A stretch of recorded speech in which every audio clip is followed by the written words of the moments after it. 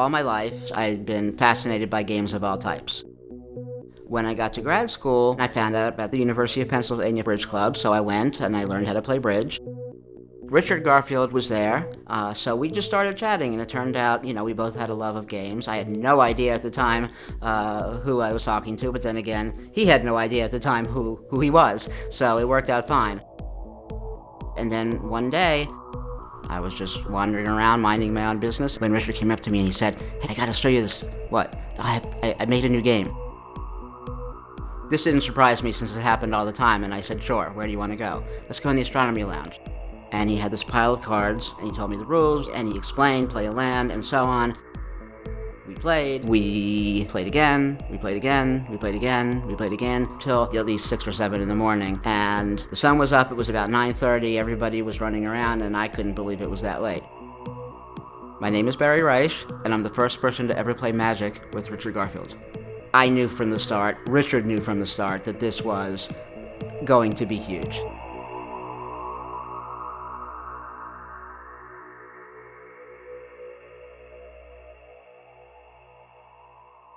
Well, Magic was the evolution of my love of creating and tinkering with games. So it was really a natural thing for me to want to make a game where all the cards modified the rules and people could choose which they play with and therefore construct their own game in some sense. When I first started working on Magic, I was a graduate student in mathematics, just finishing up my PhD. And I was very interested in games, but it was a hobby. I was working on magical-themed card games way back, maybe even to high school. I looked through the games I had in my closet that I'd been working on, and one of them was this card game where we had this idea of your magical power coming from lands. I was hiking at Multnomah Falls with my family, and at some point I had this eureka moment. Sort of overwhelmed me as a designer that not all people had to have the same cards in a game. And that struck me as having a lot of different game potential.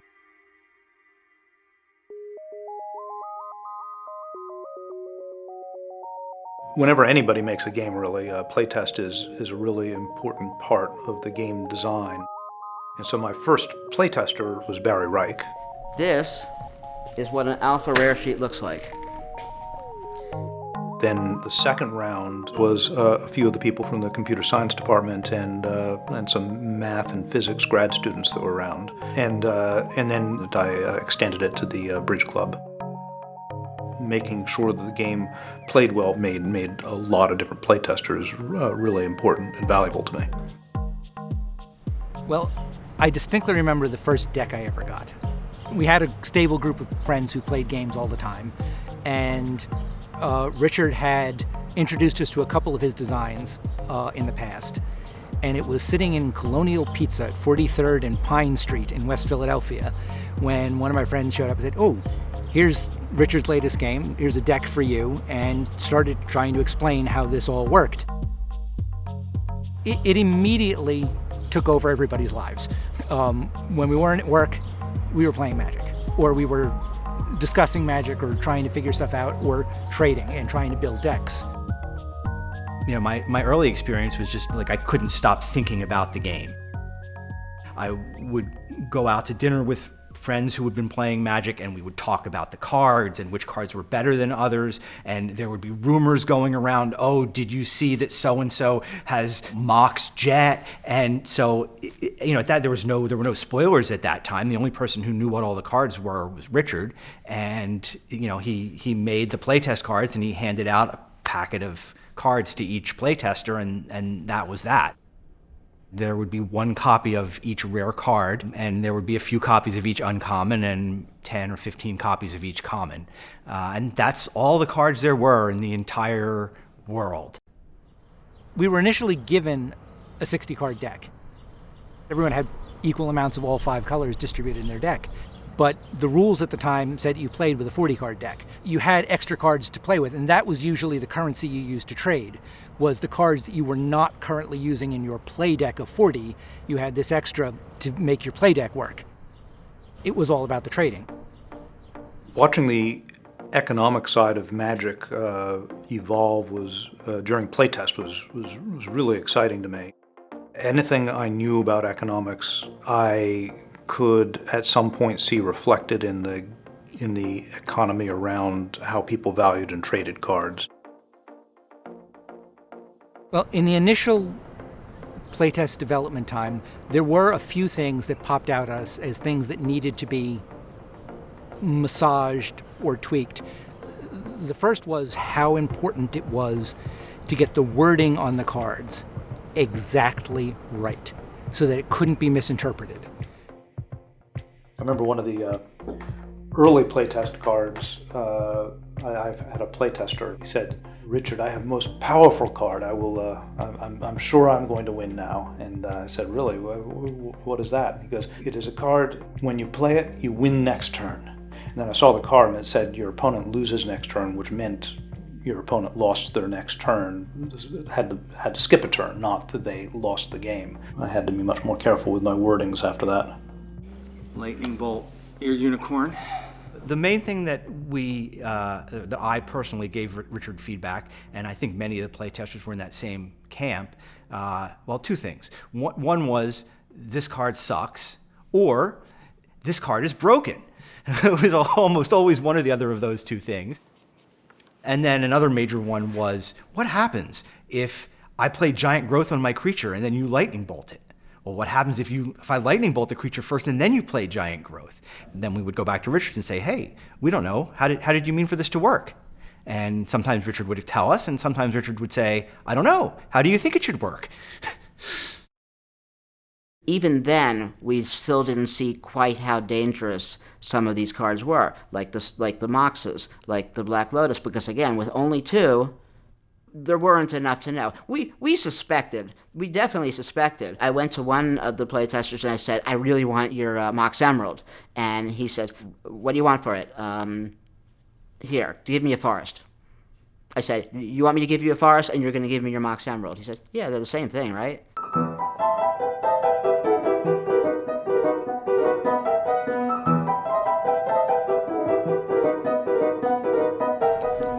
My name is Dennis DeTurk, and I'm a mathematics professor at the University of Pennsylvania.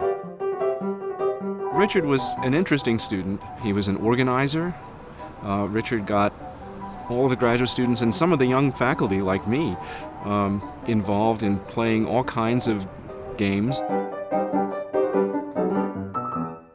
I mean, standard games, card games and board games, but also games of his invention. It was always interesting to wander into the graduate lounge and see what was going on. Yeah, Richard, as a graduate student, studied combinatorics, which is the mathematics of counting things, or patterns or networks.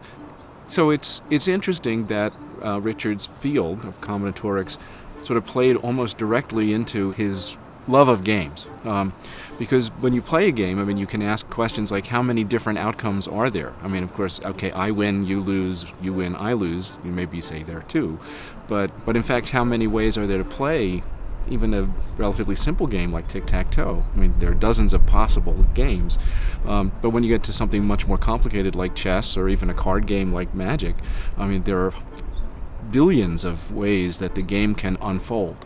I mean, that's almost a pure combinatorial problem. So his theoretical math work played right into his design of games.